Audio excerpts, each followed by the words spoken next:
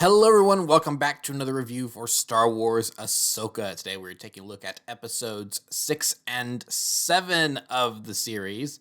And these are some pretty juicy episodes. Really did mean to do an episode 6 review on its own, but I got distracted and busy by stuff. And then by the time I realized, I need to get that video out today, it was way too late and I had to go to bed. So sorry about that. So it's like you get another double up here. But the next one will definitely have its own video because there's only one left. But anyway, yeah, so here are parts 6 and 7. Episode 6, not much of Ahsoka in the TV show called Ahsoka. It was mainly the Sabine and Grand Admiral Thrawn show, which is perfectly all right.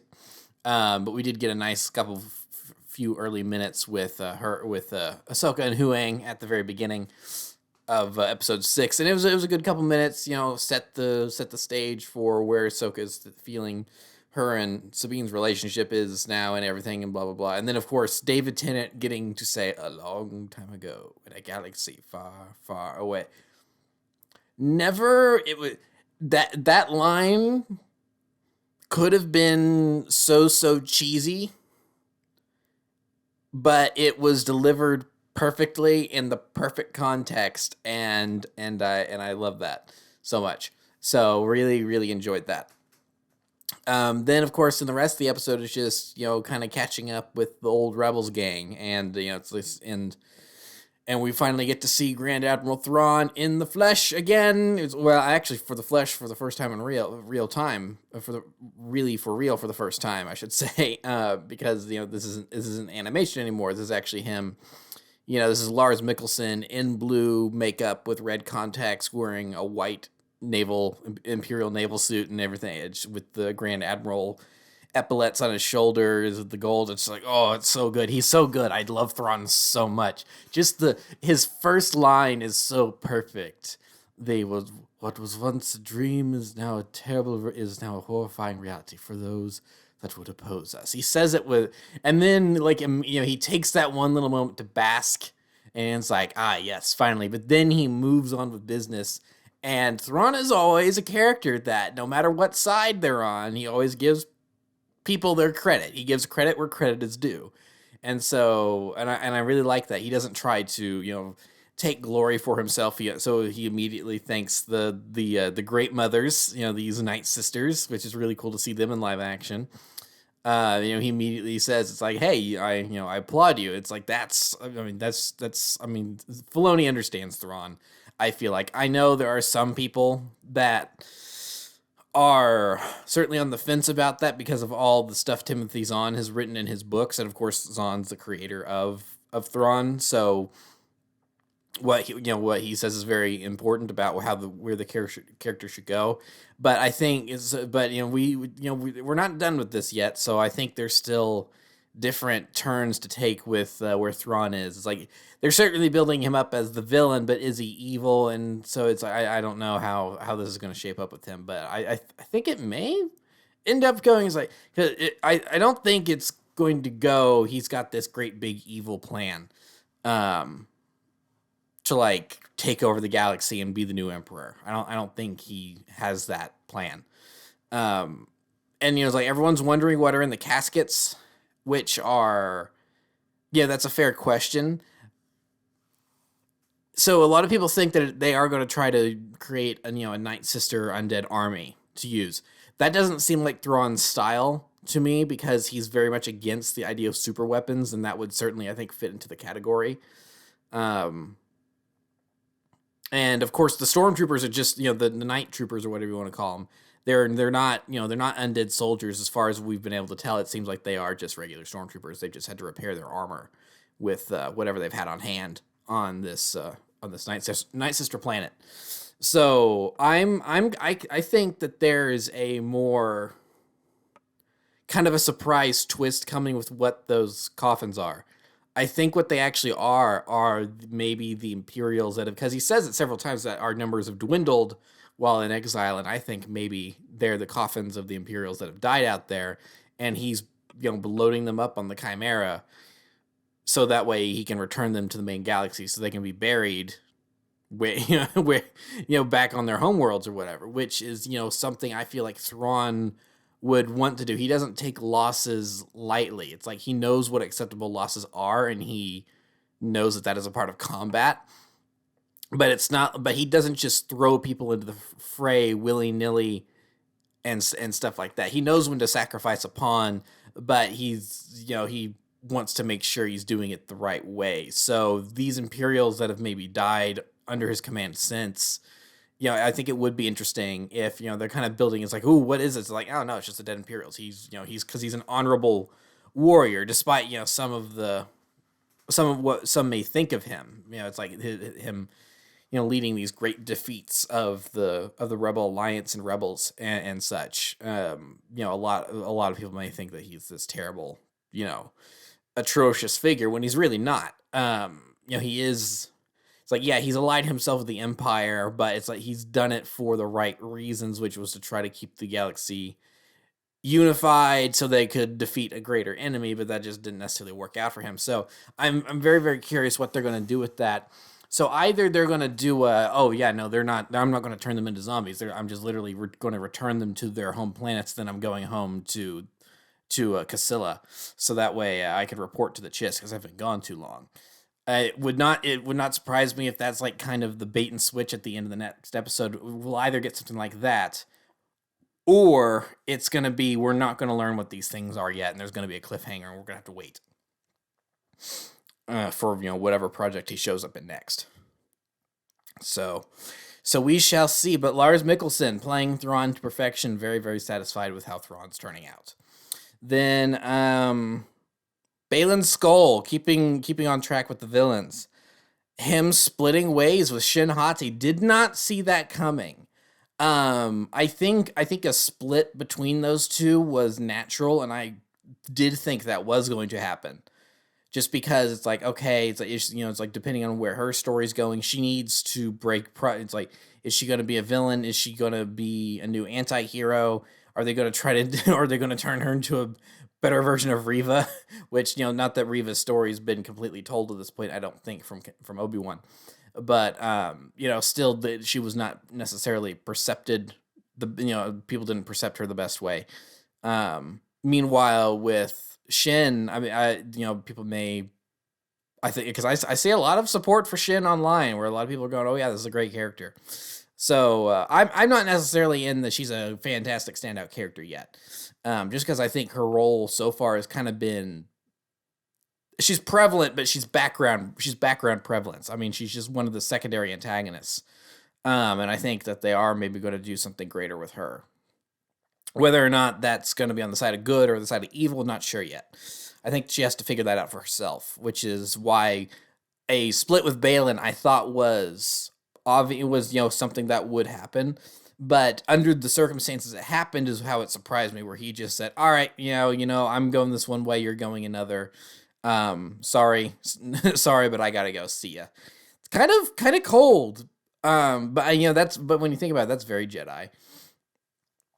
Which is kind of funny, since he doesn't necessarily, it's like he likes the idea of the Jedi, but not the truth, the weakness. It's like it's interesting what some of these surviving Jedi determined to be the weaknesses of the Order, because Kanan, I feel like, even if he didn't completely articulate it, he kind of found what some of the weaknesses were of the Order and kind of rectified that when he really reconnected himself to the Force through training Ezra, and while still loving Hera and his found family and the Ghost Crew and everything, and all of that. So it's like even if he didn't like completely realize it or vocalize it, he certainly realized what the failings of so one of the weaknesses of the original Jedi Order was, and about how stringent they were about attachments. It's like attachments aren't, because it was so difficult for people to grasp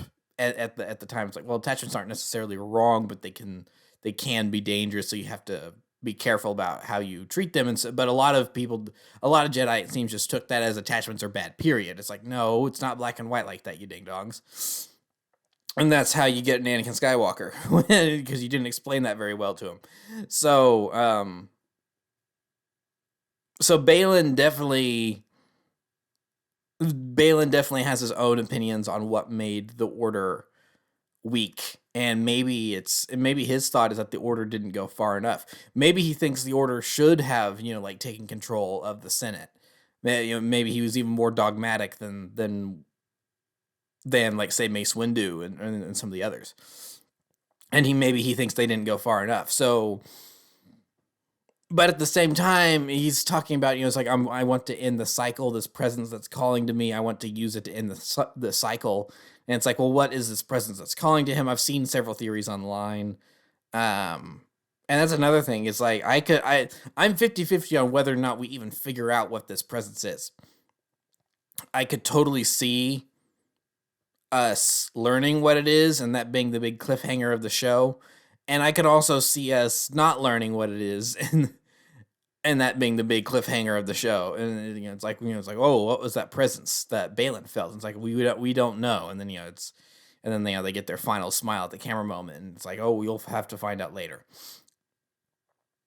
So I could see that being a possibility. But yeah, no. Ray Stevenson's been killing it as Balin, and it's a real shame that he passed away, because I would have, depending on how the next episode goes, I would love to see more of this character. And it's like, and we may get more of him in, like, print media, but it's like, and this is the thing, if this were an animated show, then you could it's easier to recast a voice actor than it is a physical actor. Because the character model can't die, because it's just a bunch of polygons, but whatever. And it's like, I keep going back and forth about this whole, it should have been animated, it should have not been animated. It's like, and going back to the arrow pointing more towards the this should have stayed animated show, that kind of line of thinking is that if this show had been animated, we could have had Leia, an actual appearance from Leia, which would have been awesome.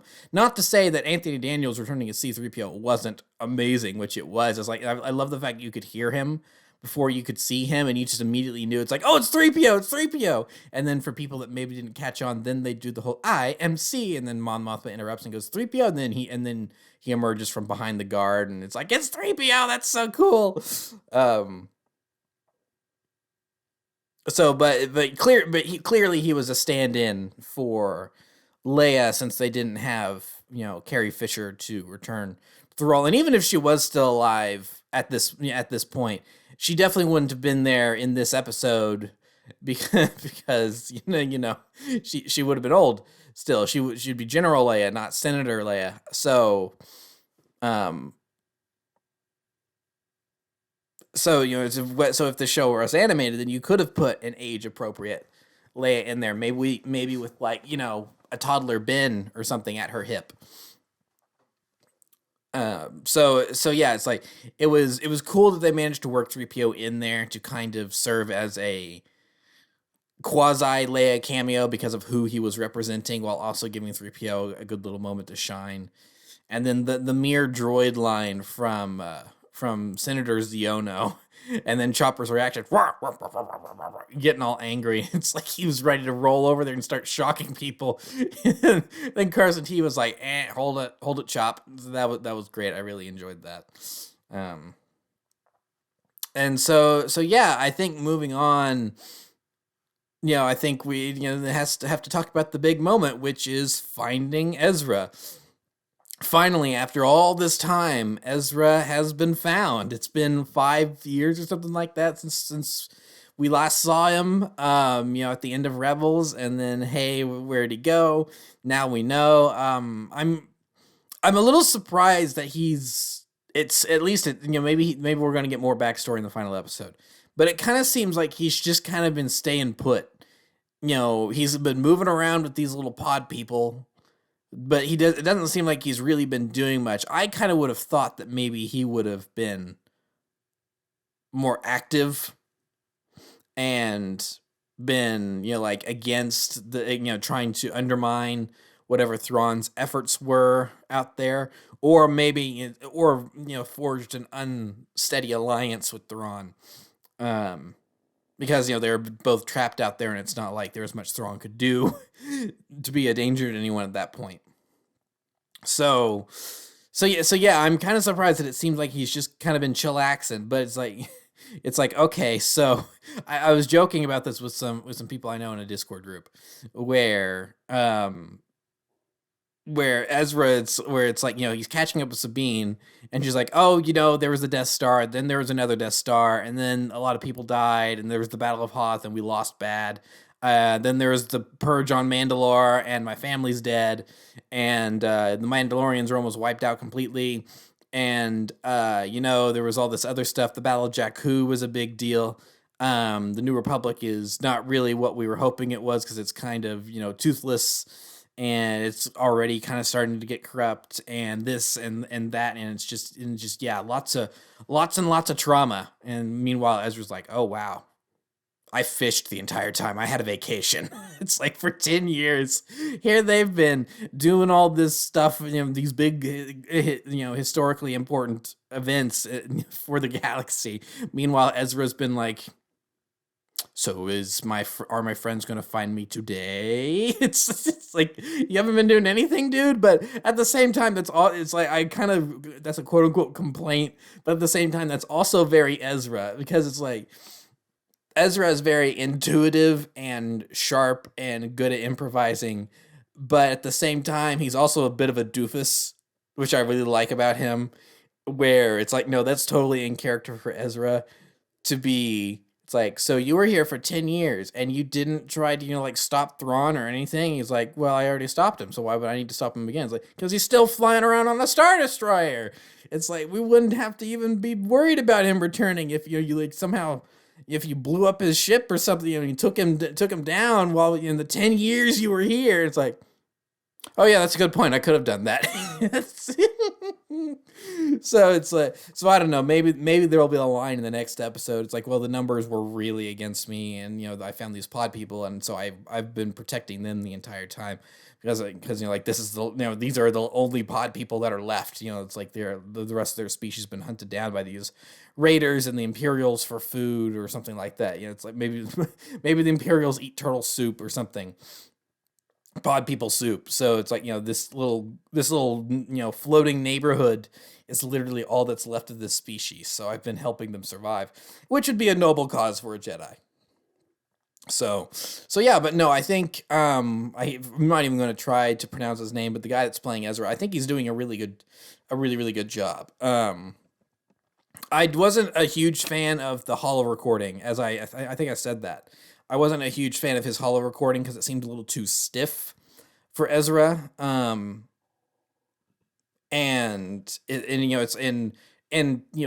teenage Ezra. Taylor Gray has I think it's such a distinct voice that I would have really liked it if they had Taylor Gray dub over that holo recording and had live action Ezra's actor, do the motion, it's like be there to actually be the physical holo recording.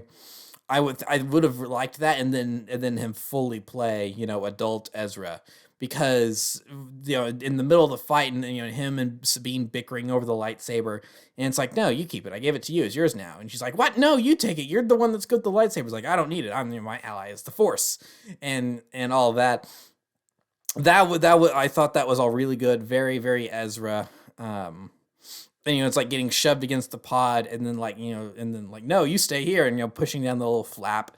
It's like all that stuff felt very authentically Ezra to me. And I really liked all that. So he's definitely doing a good job with adult Ezra. I just didn't completely buy him as teenage Ezra, but it was literally the one holo recording, so it's not a big deal. So yeah. And then of course Ahsoka the White, talked about that in the last episode that I reviewed. Considering we've only got one episode left, I feel like this story is not going to conclude in one more episode. It's only going to be like 45 minutes long or something like that. I think has already been popping up online. So it's not really gonna be that jaw-dropping of a. It's like for it to wrap up literally every single plot line that has been going thus far, they would need to cover a lot of ground in 45 minutes or whatever. And because it's Disney Plus, like 7 of those minutes are just the credits and like English and then Mandarin and then Spanish and then French and then German, and they got all the, and they include that in the runtime. So it's only going to be like 38 minutes long or something like that instead of 45. So I really feel like that there are going to be a lot of questions left unanswered. Ahsoka and Sabine's, I think there is going to be kind of a quasi conclusion to that, where they really decide to, okay, we really are going to do this master apprentice thing now, and there's not going to be any, we've kind of come to an understanding, and we are going to move forward on this. I think that's probably going to be an obvious, way to end it, and that's going to be the big arc of the season. But Ahsoka's story's kind of not, her story's not wrapped up, but we've kind of had her big arc of her becoming, I discussed this last review about her becoming more like her old self, and finally letting go of some of that trauma from the whole Vader situation, of her learning who Vader was. And so yeah, I just feel like there's going to be a couple things that will be left at this is the end of a chapter, but it's not the end of the story, and it's going to move on. And so I would not be surprised if we get an announcement for Ahsoka season 2 in like the next 2-3 weeks after this episode, last episode comes out.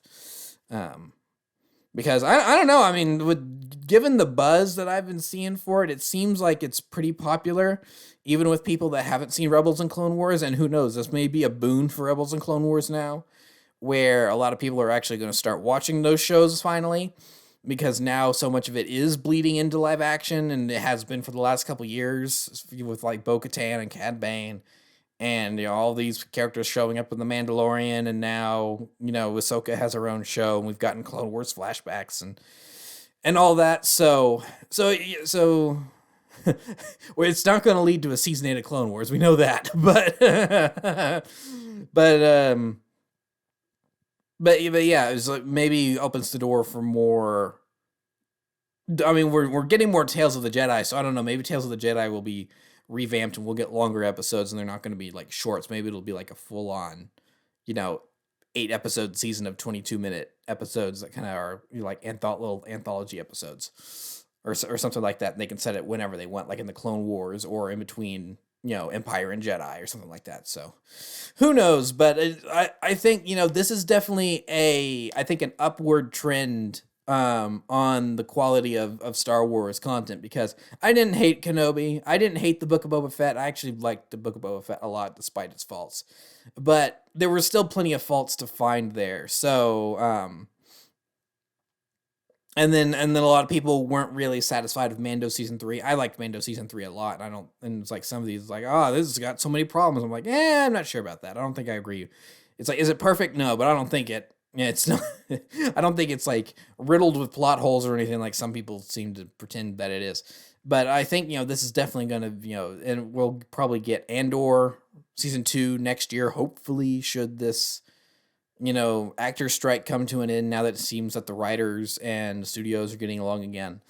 And then of course the Acolyte is going to be coming out. So I think there's a bright horizon for more Star Wars stuff coming in the near future. And of course I'm also still hopeful for another season of Book of Boba Fett. Really give him his due now and everything, because again I still think that was Disney meddling. So hopefully, with the actor strike and the writer strike, hopefully this will be a good wake up call to the big bosses at these studios. And it's like, hey, just, yes, your job is to manage them, but you can't over manage them to where it's like they make all this stuff that people don't like. You need to kind of let them do what they want and do their jobs, and it's probably going to turn out a better product, because it's like, it seems like there was obvious meddling with Boba Fett and Kenobi. Meanwhile, it seems like there's been little to no meddling with Ahsoka, and it's been fantastic. So yeah.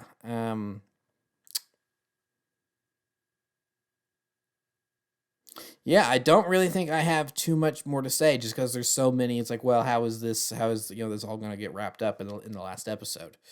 But I mean, and again, it's like it's also really easy to do. I haven't been going that long. But it's really easy to to crank these out when I like everything. 'Cause it's like, oh yeah, this is good, this is good, this is good, this is good. I don't. It's because even if you look at like my longest reviews for like Mandalorian and stuff like that, the longest reviews for that were, I think the longest one I did was the first episode of Ahsoka shows up in live action, and I'm like critiquing the design and how Rosario Dawson's playing the character. And well, hold on, she mentioned Thrawn, so what does this mean? And so it's like that was definitely something that's like, but I was on board with it, but I was like, this, it's the Leku could have been longer, and it's like, but I understand why they weren't, and because of stunts and blah blah blah, and all this other. So when I have more issues, it's easier to go longer. But it's like, yeah, I've only been going 25 minutes here, and I feel like I don't really have that much more to talk about, because it's just, it's because otherwise you got me speculating for more than an hour, and it's like I don't really, I'm a patient man. I can wait